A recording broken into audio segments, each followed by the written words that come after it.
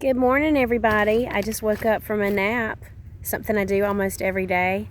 My name is Kat Oros, and I am a level 5 leader in Rodan and Fields, and I make my teaching salary with my business pretty much from my smartphone that I've got in my hand right now. And I want to tell you about my story and why I became involved in Rodan and Fields and what sets us apart from other companies.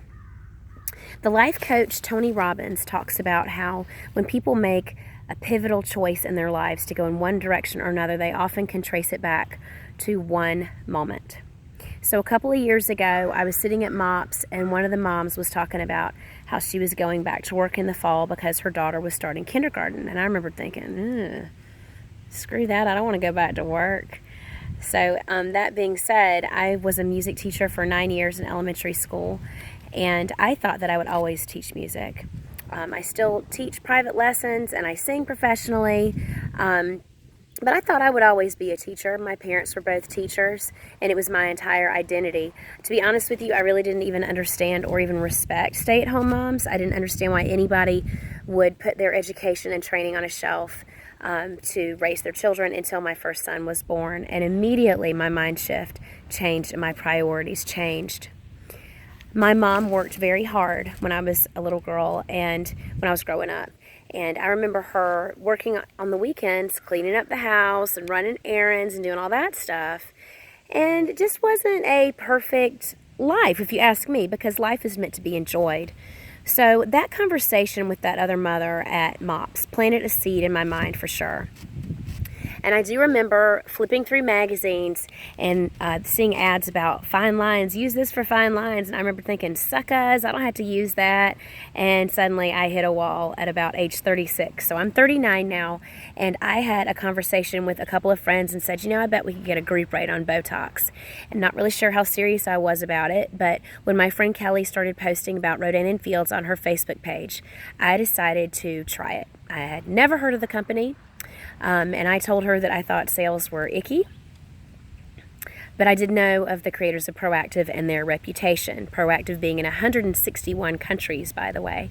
So I decided that a few other things made me feel way ickier than sales. For example, the thought of my babies saying their first words and taking their first steps with someone who does not love them like I do, or my children seeking the arms of someone else for comfort when they are sick or when they are tired.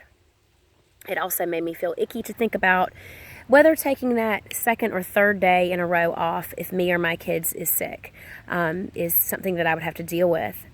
So it also made me feel kind of icky to think that my family was getting my fumes. So whatever leftover scraps of energy that I had after working all day. I had a boss, the last principal that I worked for, was a little bit less than understanding of working mothers. She would say passive-aggressive things about working mothers not being able to give 100% in both arenas. And it just kind of made me question my profession. So another thing about teaching is you can get a master's degree like I have. You can take on chorus and sports teams and things like that and get a little extra pay per year, but you're never going to make a ton of money or be able to get lots of extra income by putting in extra work because teaching salaries are set in stone.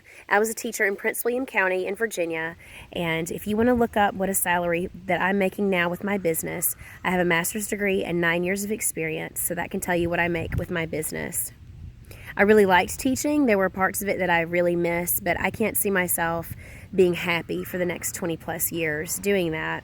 So some of the things that I wanted to share with you that set us apart from other companies. Forbes magazine has a serious crush on us. They have done 3 positive articles about Rodan and Fields. One of them calls us a black swan. That expression can be used in a positive or a negative way. When the housing market crashed in 2008, it was called a black swan because nobody saw it coming. So we are called a black swan by Forbes because no one could see our success coming. They also had an article called How to Make $1 billion in Your Spare Time. And they also called us an excellent 3 to 5 year retirement plan. So y'all, this is not Kat or Rose telling you this is a good idea. This is Forbes. It's a big deal.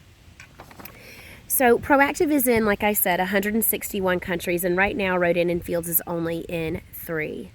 We are a billion-dollar brand. We are the #1 skincare brand over all price points in North America, and we have received more free press and more awards collectively than any other direct selling company ever, and we have only been in direct selling since 2008. There's quite a few celebrities who sell Rodan and Fields, and I'm kind of easily impressed by celebrities. Britney Spears' mother was introduced to the business by her dental hygienist, and she now has her free Lexus.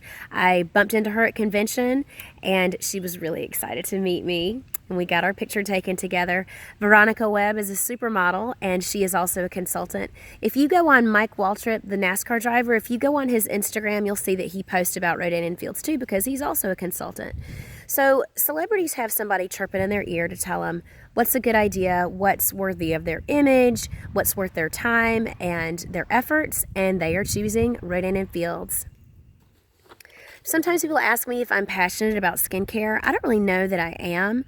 I'm really passionate about my schedule, honestly. I'm passionate about my life because I love my schedule so much.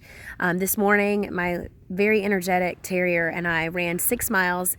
It's a beautiful day here in Richmond, Virginia, and I just was able to take advantage of it. I mean, here I am outside, and it's a Wednesday, and I was able to smell the honeysuckle and just enjoy my life this morning. Like I said, I just got up from a nap, and when my kids are at school, my oldest one is in kindergarten, my little boy is in preschool, that's when I work my business. That's when I go running. That's when I prep dinner. That's when I clean my house. And I just, honestly, I love my schedule. But I also can really believe in these products. So my dad, for example, had used countless creams and ointments on his hands. He has eczema, terrible eczema. And I sent him home with Soothe. He's a very educated man, and he kind of was, he was very skeptical, kind of all but patted me on the head and said, "You're right, this stuff's really going to be great." Well, he called me about 2 weeks later. I was at convention in Atlanta, sitting next to my mentor, and he said, and I quote, "I can't believe this, bleep." It had worked better than anything he had ever tried. So for him, it was life-changing. Now for me, it was vanity for sure. I realized I wasn't Jen Aniston. It was a very sad day in my life. But for him, it had worked better than anything else he had ever tried. I have another customer who had cystic acne because she was in marital stress. She had a lot of problems in her relationship, and it was coming out in her face in cystic acne. She used Unblemish, and she used the scrub, and wrote me this long paragraph about how it had changed her life. It was more than just vanity for her. I have another customer whose dad was undergoing chemo and radiation treatment, and sadly his dad just passed away, and he wrote me and said, "I am the happiest customer," and I quote that, and he said, "Our point right now when my dad is in hospice is to keep him comfortable, and your product is helping him to be comfortable. I never expected it to work like it does." So it is nice to have stories like that it is changing lives, and it is more than vanity for a lot of people. Now, I have women on my team who it's changing their lives too. It's very empowering. I actually have 2 retirees who joined me in business, 2 retired educators who joined me in 2017. One is my first grade teacher, believe it or not, and another is a principal that I used to work for in New York State. And they are just both looking to make retirement income. They know this is a moneymaker and this is what they're going to do.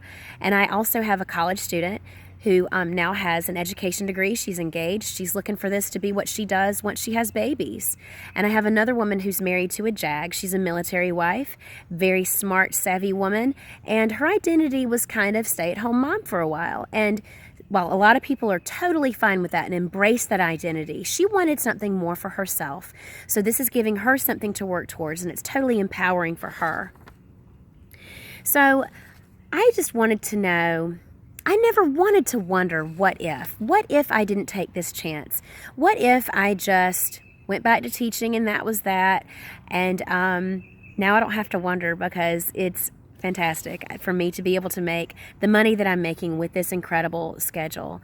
So, and I'm not going to say it's a piece of cake. I'm not going to say you post to Facebook and boom, they give you a $500 check every month and it just increases the longer you stay in. It's not that easy, but it is totally worth it and it's totally doable. So I'm going to quote a line from A League of Their Own. Tom Hanks says to Gina Davis at the end of the movie, she wants to give up.